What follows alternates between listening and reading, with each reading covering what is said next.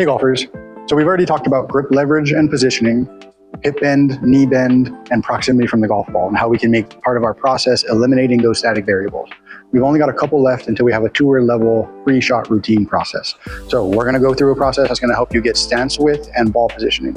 Two things that change slightly through your bag. Pitching wedge starts with hip width, ball center. Driver ends up with way outside of our shoulders, our most extreme, and the ball all the way off our left foot. So we're gonna talk about how you can gauge where each ball should be and where your stance width should be.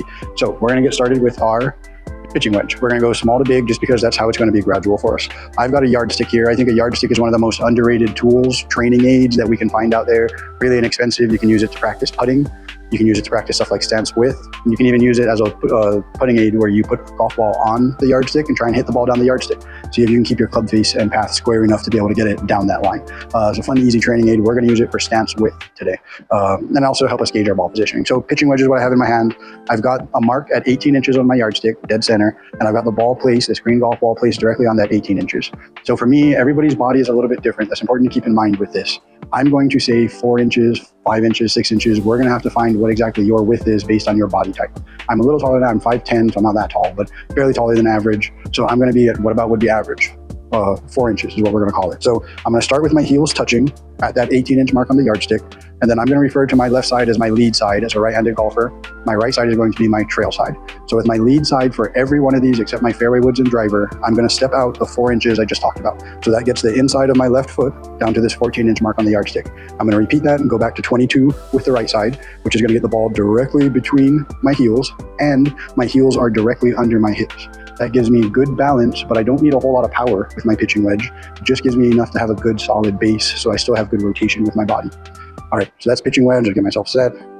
Boom. The other thing to keep in mind is that we often have a lot of our clients flare their toes based on injury history, based on how tight your hips are. And so if I was to flare my toes, all of a sudden that throws my numbers off a whole lot. Now I'm closer to like 12 and 25 over here. And so I have to keep in mind, it's not the toes that I'm using as a gauge, it's my heels, which even though I flared them out, my heels are still at that 14 and 22 inch mark. So keep that part of this process in mind as well. I generally go here first with my feet perpendicular to the target line, step out, and then I'll do whatever I need to do with flaring my feet.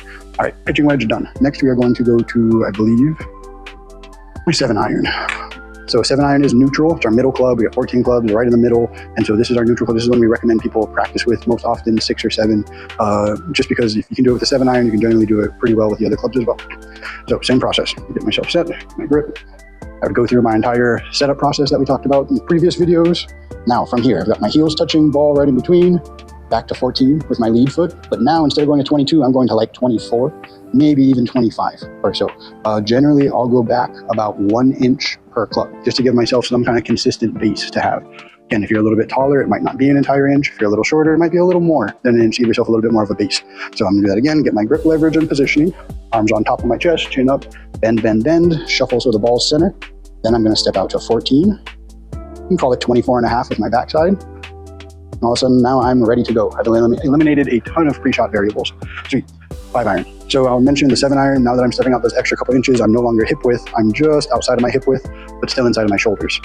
5-iron, once we start getting into the long irons, is where I finally start getting outside of my shoulder width. We see so many people that have like a 9-iron in their hand, and they're standing like this. And it's like, you have such a short club, how are you gonna have any hip mobility to be able to swing it the right way? So we need to be more aware of being progressive through our bag. 18-inch mark, I'm gonna start there before I do my setup this time. Get my grip leverage, arms on top, fall, fall, fall, chin up, bend, bend, bend.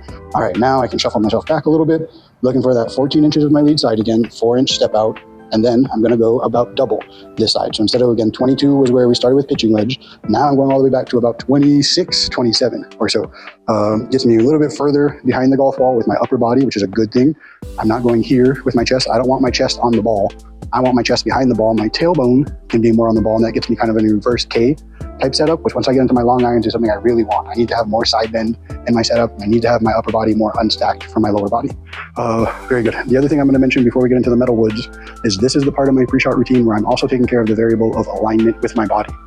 When I'm bringing my feet in to touch each other, I'm trying to be as perpendicular to the target line, almost like a T, as I can be. If I started lining up with my feet a little bit left and do that routine, I'm setting myself up for a cut or a slice. Same thing with the other side. If I was aiming a little bit closed before I did it, and even subconsciously without realizing it, couple degrees makes a big difference over 200 yards, and all of a sudden I'm aimed 20 yards right without realizing it. If I make a good swing, I'm usually going to overdraw or hook it, or leave the club face wide open if I don't know how to release it yet. Very good. Let's get into our hybrids real quick. Hybrid and driver will be our last two. So again, looking for that T we just talked about, trying to be perpendicular to my target line. Going grip leverage, arms on top, elbows together, fall, fall, fall, chin up, bend, bend, bend, bend, bend. Got myself set. 14 again is what I'm looking for. I'm going to go out about, last time we doubled and went about 8 inches, which was about 26, 27. Now I'm looking for like 29 or so. Well outside of my shoulders. For these longer clubs, it feels like I'm at a stance where I'm trying to jump. I can feel my hamstrings and my glutes a lot more engaged, pushing into the ground a lot more because I need to get these base muscles a lot more engaged.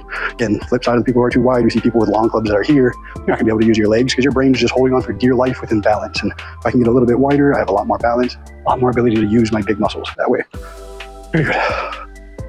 We're going to touch on driver because driver always has a couple of things that make it unique to the other clubs. I'm going to have to slide this forward. When we do driver lessons, you will hear us many times say, this is something that I would never tell you to do with an iron, but driver just has slightly different laws to it. So this time we're not going to step out with the left side. I want to play the driver, or the lead side, excuse me. I want to play the driver off of the inside of my left foot. And so that's where we've been starting this whole time. Heels touching, ball in the center. That gets me inside of the left foot.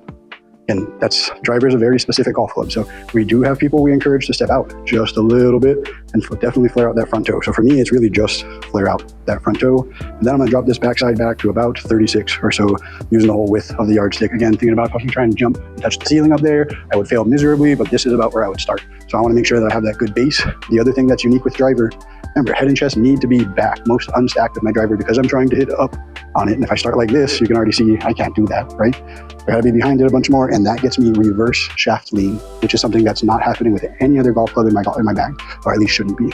So set, boom, ready to go. That's a huge, huge variable. Take care of 2 big pieces. You can have a robotic golf swing, but if you put the golf ball in a different place every swing, you're gonna get a different result. Same thing with your stance width. You're not going to be able to control where the center or the bottom of your swing is if you have a different stance width for every swing. I know it seems like a lot and oddly specific.